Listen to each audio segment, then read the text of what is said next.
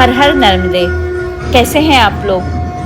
नर्मदा परिक्रमा का आज हमारा 5वां दिन है और ये वही दिन है जब साधक को जल नहीं अनंतता पार करनी होती है। और संयोग भी देखिए ना, कितना सुंदर, कितना पावन क्षण है कि नवरात्रि का प्रथम दिवस उदित हुआ है आज 19 मार्च 2026 को। शायद इसी कारण परिक्रमा वासियों ने नवमी में माँ शैलपुत्री का रूप देखा, नर्मदा मैया का रूप देखा, क्योंकि श्रद्धा जब जागती है ना, तब वह कुछ नहीं देखती, केवल देवी को पहचानती है।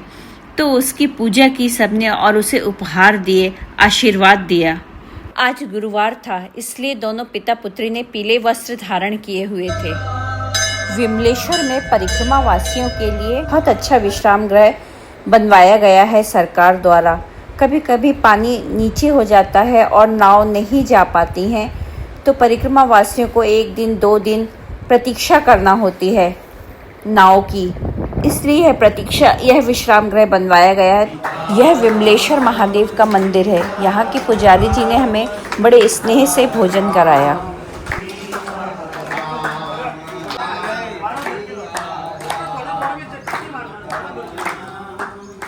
अब वह क्षण आ गया जिसकी हमें प्रतीक्षा थी।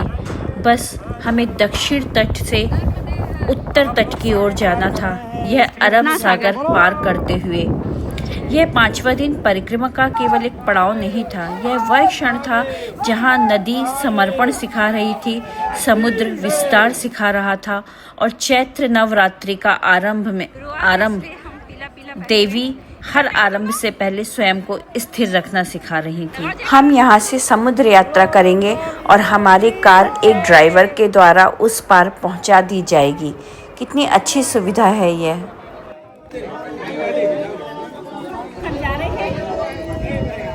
नर्मदा पार करने रत्ना सागर में खड़े हुए हैं और अब नर्मदा जी पार करेंगे हम लोग।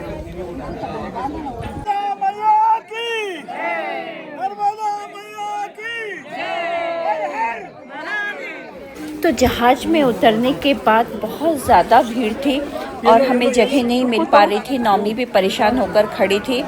तो जहाज के जो कप्तान थे, सारथी थे, उनकी दृष्टि हम पर पड़ी और उन्होंने इशारे से हमें अपने ब्रिज में, अपने व्हील हाउस में हमें बुला लिया और हम एकदम खुशी से उनके पास गए और उन्होंने हमें अंदर अपने कंपार्टमेंट में हमें बिठा लिया। ये हमारे लिए एक विशेष प्रकार का अनुभव था। जैसे माँ ने कहा हो, तुम इस यात्रा को केवल पार मत करो, इसे अनुभव भी करो।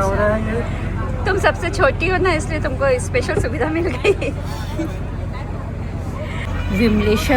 विमलेश्वर तट छूट चुका था, नाव आगे बढ़ चुकी थी। मन में हल्का सा कंपन था।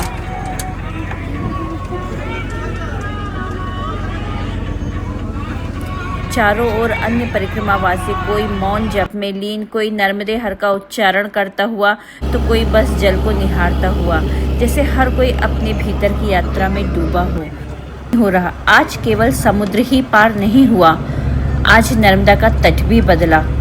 जैसे जीवन का एक अध्याय पीछे छूट गया और एक नया अध्याय प्रारंभ हो गया।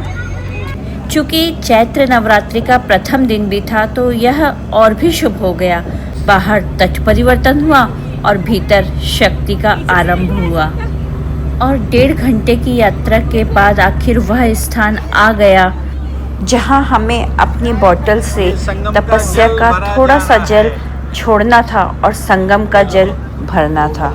जाती है नदी का सीमित प्रवाह समुद्र की असीम गोद में समर्पित हो जाता है। यह मिलन केवल जल का नहीं, अहम का विसर्जन है, सीमाओं का अंत है। नर्मदा यहाँ रुकती नहीं है, वे स्वयं को खोकर और विशाल हो जाती हैं। शायद इसी क्षण साधक भी यही समझता है कि यात्रा का उद्देश्य पहुँचना नहीं, स्वयं को समर्पित करना है। तो आज हम सब माँ नर्मदा को, स्वयं को समर्पित करते हैं और संगम का जल अपनी अपनी आँखों में भरते हैं। सविन्दु सिन्धु सुस्खलन तरंग भंग रंजितम दिशस्सु पाप जात जात कारी वारी संयुतम कृतांत दूत काल भूत भीति हारी वरमदे तदीय पाद पंकजम नमामि देवी नर्मदे।